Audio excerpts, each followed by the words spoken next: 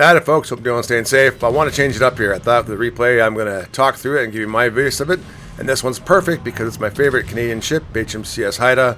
It's going to be a Game of Throws, and quite frankly, well, it's epic. I love this boat. So, now first of all, Admiral, I'll call him the Admiral. He's about to dodge some torpedoes. By this definite turn, going into full reverse, he kicks the bow around. Torpedoes from the enemy destroyer misses him. First thing I've noticed about this replay when I was watching it is this Admiral Schneider 4, like I said, I'll call him the Admiral, knows what he's doing. He is going to relax. He knows the enemy's still on this cap on the other side of that island. So he's fine. The enemy didn't take off. I suspect what he's doing is watching this smoke bloom coming out, turning a little left to see it, and he'd do exactly what I would do at this point with this boat. He's going to turn in, he's going to punch his hydro, the ship's going to get spotted, and the enemy ship just freezes and doesn't know what to do. And, you know, he's going down into Davy Jones' locker. There's the hydro. There he is. He pops his smoke and opens up. Now, that's one thing you should know about this ship. The distance in smoke and firing we can penalize and be seen is 2.3 kilometers. That's right, 2.3 kilometers. So 2.3 kilometers, you're going to see each other. Well, that didn't work for this DD. That DD should have gone full speed ahead and turned hard right and got out of that smoke. So he grabs it. They're going to grab the cap no matter what, which is fine. But then I would say the Admiral here is about to start going hunting. I think this game was fantastic personally because I thought he did a fantastic job. I mean, he's moving up right here to use the advantage of the enemy smoke that he just killed so he can start farming some damage. But I want to talk to you about the boat a bit. It's only got a 6 to 20 millimeters of armor. It's very much thin. I mean, anything can penetrate it basically. It's not the greatest thing. She only comes with 15,700 hit points. So be careful with your pool. Now, these guns that he's using right now, he's using on this, he's in the apple, I can't see. But anyway, what he's using on this boat, which I love, these are total 6 barrels, 3 times 2 mounts, 120 millimeters. Now, they do have a 5-second reload, and the rate of fire is 12 shots a minute. So make it count. She is a gunboat. She's not a torpedo boat. She was designed as the original tribal class destroyer to be a gunboat. She only has 1 rack of torpedoes, and she only gets 4 torpedoes. And we'll talk about that a bit later. This boat in itself is actually a premium Tier 7 destroyer. You can actually buy it. I think it was on sale for 5,000 doubloons. I don't think you can get it anymore, but if you get it in Santa Cruz or whatnot, keep it. It's a fantastic boat.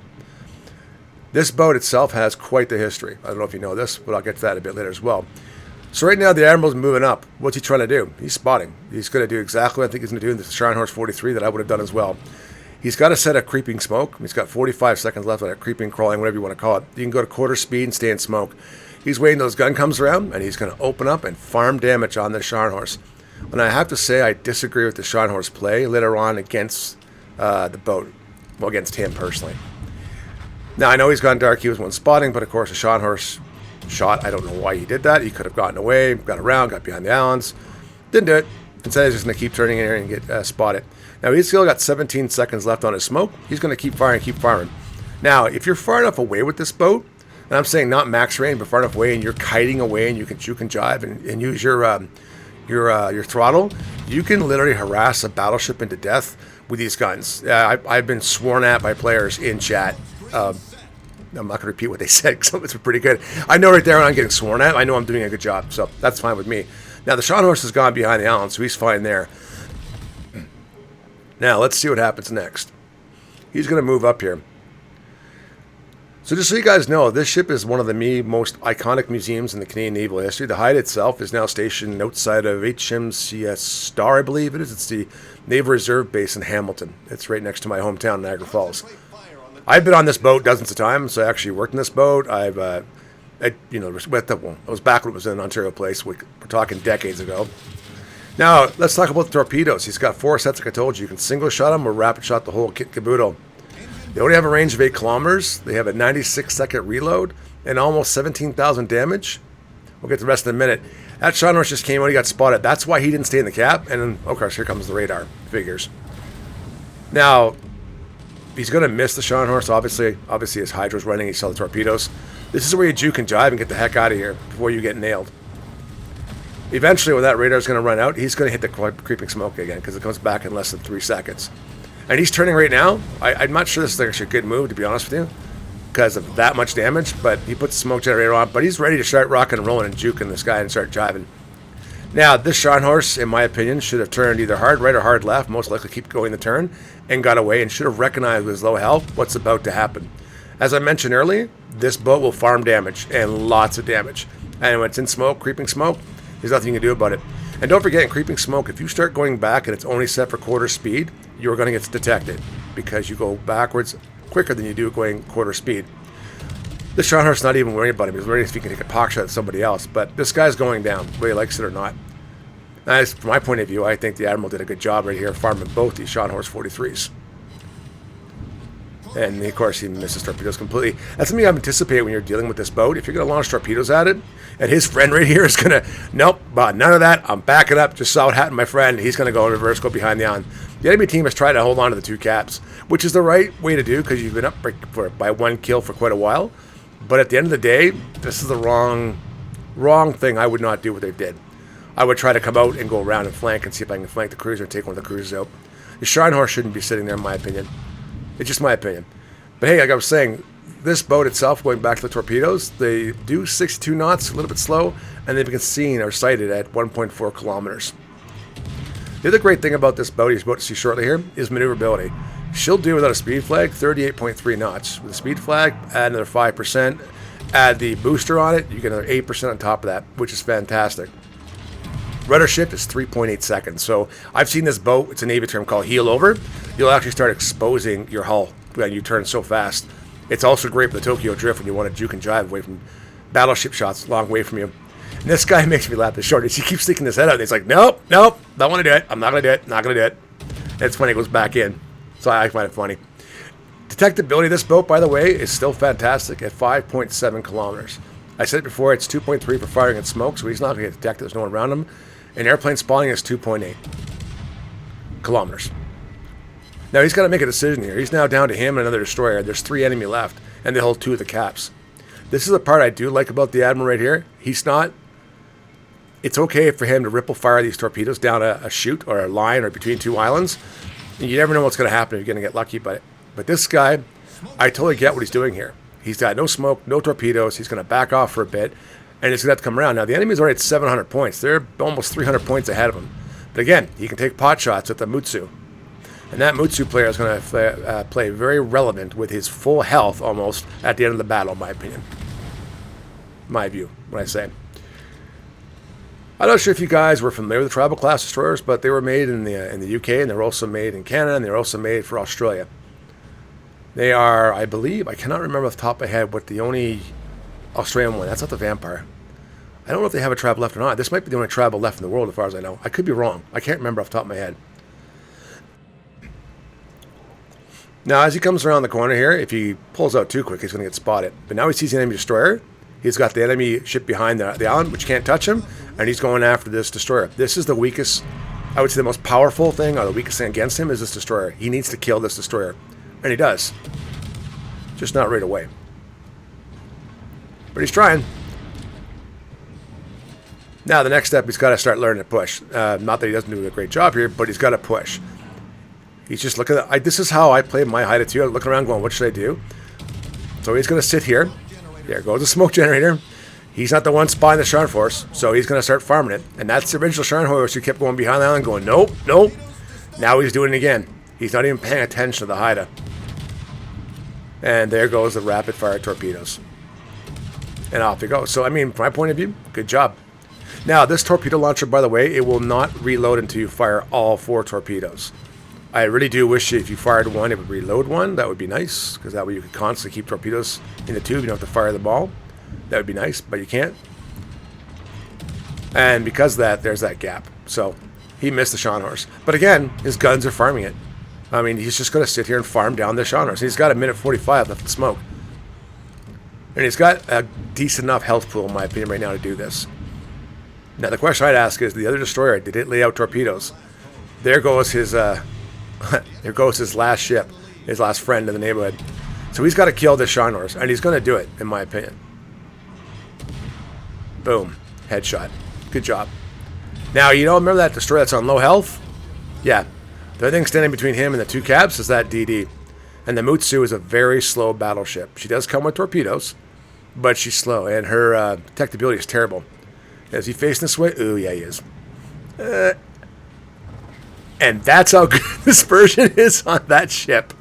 You gotta love it. That's too funny. Now, this player, in my opinion, the Mutsu, I don't want to be too critical of somebody, but with almost having full health, he should have been going full speed ahead to get to the other sea cap and then push back towards the Haida. You know exactly what the Admiral's going to do here. He's going to take both caps, and he's going to go hunting for that DD, no matter where it is. Now, the Mutsu is going full speed ahead, but not that well. And there's the torpedoes from the other destroyer, which I think he shot way too early, in my opinion. Now, remember that destroyer is very low health. You want to get in front of him, shoot him up, take the cap, and take the other cap. Now, the question you have to ask yourself as I was watching this is the Admiral going to swing out after he takes both caps or just go straight back up the middle? That's up to him. But like I said, that Mutsu player is going to play pretty prevalent in the rest of the game. And he's going to find the destroyer, who's right there, who I was shocked at that low health had not actually... Remember how he was where Dave was now? Dave, sorry, Dave, I didn't mean that, Admiral. Where he was, he could have actually pushed out towards heading over toward the A1 line, gone around the Admiral, and then he could have came back in and, from the C cap and took it for him, or just stay out of that range and then grab the B cap when he's going for the A cap. It could have played better, in my opinion. But now that destroyer's lower health, now that destroyer's gone. It's a cap game, and you're already at almost 900 points. So if he had done that, now the Admiral's being a little cocky. I have a surprise for you. Of course you do, Admiral. But he's got to take the cap. All the Mutsu has to do is get in the C cap and leave, so to speak, because there is still 6 minutes of this match left. So the Mutsu doesn't have to actually play. The destroyer kind of forced his hand, his friendly destroyer, not the one he just killed, forced him to actually make this move.